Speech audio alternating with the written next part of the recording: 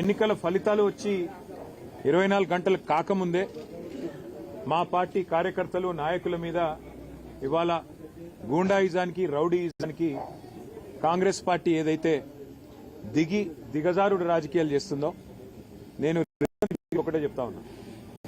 10 ఏళ్లు మేము ప్రభుత్వంలో ఉన్నప్పుడు మీరు ప్రతిపక్షంలో ఉన్నారు.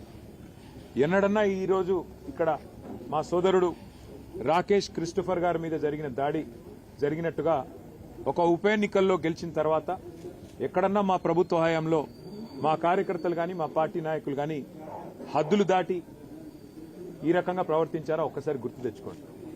ఒకవేళ మేము కూడా ఆనాడు 7 ఉప ఎన్నికల్లో 2 కార్పొరేషన్ ఎన్నికల్లో జిల్లా పరిషత్ ఎన్నికల్లో గెలిచిన తర్వాత విజయ గర్వంతో విర్రవీగి నిన్న మీ వాళ్ళు ప్రవర్తించినట్టుగా మా పార్టీ గుర్తైన కారు గుర్తుని ఏదో ఊరేగింపు చేస్తూ అవహేళన చేస్తూ చిల్లరగా ప్రవర్తించుంటే ఇవాళ మీరెక్కడ ఉండేటోళ్ళో ఆలోచించుకోండి.